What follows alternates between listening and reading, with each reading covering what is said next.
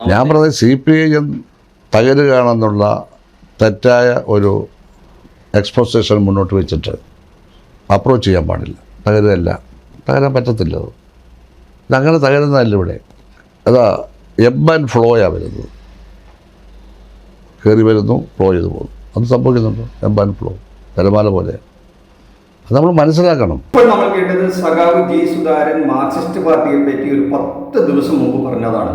കഴിഞ്ഞ ദിവസം അമ്പലപ്പുഴയിലെ സ്വതന്ത്ര സ്ഥാനാർത്ഥിയായി താൻ മത്സരിക്കും എന്ന് പറയുന്നതിൻ്റെ ഒരു 10 ദിവസം മുമ്പ് അന്ന് ഒരു പക്ഷേ തന്നെ സ്ഥാനാർത്ഥിയാക്കാൻ ഒരു ചാൻസ് ഉണ്ടോ എന്ന് മനസ്സിൽ കരുതിയിരുന്ന ഒരു ഘട്ടത്തിൽ പറഞ്ഞതായിരിക്കും. പിന്നീട് അതില്ല എന്നറിഞ്ഞപ്പോഴാണ് പിന്നീട് അദ്ദേഹം മാറ്റി പറഞ്ഞത്. മാർക്സിസ്റ്റ് പാർട്ടി എന്ന് പറഞ്ഞാൽ അതിലേക്ക് ആളുകൾ വരികയും പോവുകയും ഒക്കെ ചെയ്യുന്ന ഒരു പ്രസ്ഥാനമാണ്. അതുകൊണ്ടൊന്നും അതിനെ തകർക്കാൻ പറ്റില്ല എന്ന് നല്ല ബോധ്യമുള്ള ഒരു സഖാവ് ജി സുധാകരനാണ് പിന്നീട് എങ്ങനെ പറയുന്നത്. അത് നമുക്കൊന്ന് കേട്ടു നോക്കാം.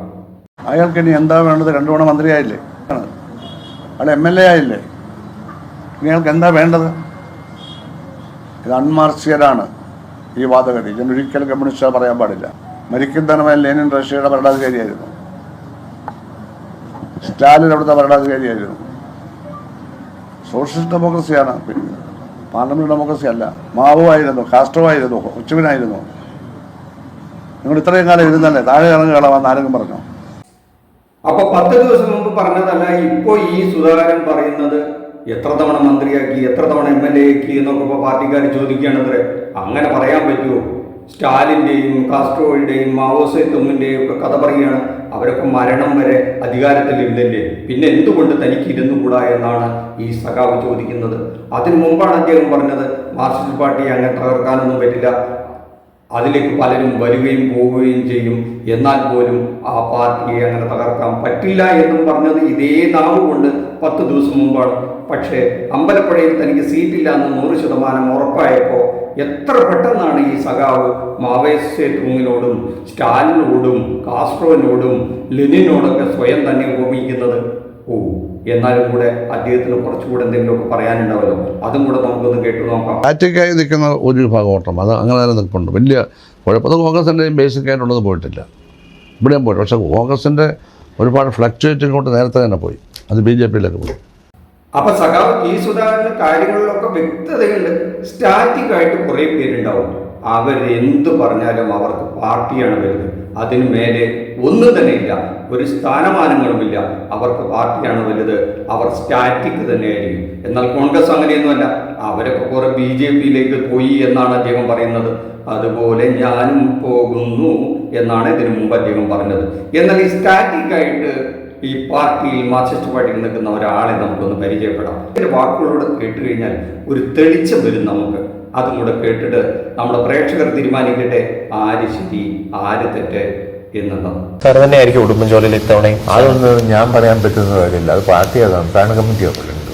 സാറിന്റെ മനസ്സിൽ ഇപ്പോഴും രാഷ്ട്രീയ ജീവിതം ഇനിയും അവസാന നാൾ വരെ? അത് ഞാൻ പാർട്ടിയിൽ പ്രവർത്തിക്കില്ലേ, MLA ആയാലും അല്ലെങ്കിലും പാർട്ടി പ്രവർത്തനമല്ലേ. പിന്നെ സംസ്ഥാന കമ്മിറ്റി സെനിതാവാണ്, പാർട്ടി കമ്മ്യൂണിസ്റ്റ് പാർട്ടി അംഗമാണ്, പാർട്ടിയുടെ സംസ്ഥാന കമ്മിറ്റി സെനിതാവാണ്. 40 വർഷമായി സംസ്ഥാന കമ്മിറ്റി മെമ്പറായിരുന്നു. അതിൽ 8 വർഷം സംസ്ഥാന സെക്രട്ടേറിയറ്റ് മെമ്പറായി. ഈ പാർട്ടി തരാമെന്നെല്ലാം തന്നിരിക്കുക. ചെറിയ വിദ്യാഭ്യാസം, വായിച്ചും പഠിച്ചും പ്രവർത്തിച്ചും ആണ് ഇന്നത്തെ നിലയിൽ വന്നത്. ഇതിനിടയിൽ 2 ടേം MLA, 5 വർഷം മന്ത്രി, 40 വർഷം സംസ്ഥാന കമ്മിറ്റി മെമ്പർ, 28 വർഷം ജില്ലാ സെക്രട്ടറി. അതിനുമുമ്പ് പാർട്ടി മെമ്പറായപ്പോൾ മുതലൊരു പഞ്ചായത്ത് ലോക്കൽ സെക്രട്ടറി, പിന്നെ 5 പഞ്ചായത്ത് ലോക്കൽ സെക്രട്ടറി, പിന്നെ 16 പഞ്ചായത്ത് താലൂക്ക് സെക്രട്ടറി. ഈ പാർട്ടിക്കകത്ത് ഇനി എനിക്ക് തരാത്ത സാധനം എന്താ? ഈ സാറിന് ഇതിൽ കൂടുതലൊന്നും സാർ ആഗ്രഹിക്കുന്നില്ല? ഇല്ല, ഞാൻ സന്തോഷമാണ്. എനിക്ക് ചെയ്യാവുന്നതെല്ലാം ഞാൻ ചെയ്യും. എന്താ അന്ത്യശ്വാസം വലിക്കുന്നത് വരെ വിട്ടുപിടിച്ചില്ല. ഇത് കേട്ട് കഴിഞ്ഞപ്പോൾ നമുക്ക് 2 സഖാക്കൾ തമ്മിലുള്ള ആ വ്യത്യാസം മനസ്സിലായല്ലോ. മണിയാശൻ എന്ന് പറഞ്ഞ വലിയ വിദ്യാഭ്യാസമുള്ള ആളോ അല്ലെങ്കിൽ വലിയ അഡ്വക്കേറ്റ് ഒന്നുമല്ല. പക്ഷെ അദ്ദേഹത്തിൻ്റെ ആ രാഷ്ട്രീയ ബോധം, തൻ്റെ പ്രസ്ഥാനത്തിനോടുള്ള കൂറ് അദ്ദേഹം പ്രകടിപ്പിക്കുന്ന രീതി കണ്ടില്ലേ? മറ്റേയിടത്ത് ആ സഖാവ് പ്രകടിപ്പിക്കുന്ന രീതി കണ്ടില്ലേ? അപ്പം സ്ഥാനമാനങ്ങൾ താൻ മണ്ണടിയുന്നോളം തൻ്റെ കൂടെ ഉണ്ടാകണമെന്ന് ആഗ്രഹിക്കുന്ന ഒരാളും എല്ലാം കിട്ടി, ഈ പാർട്ടി എല്ലാം തനിക്ക് തന്നു എന്ന് പറയുന്ന മറ്റൊരാളും.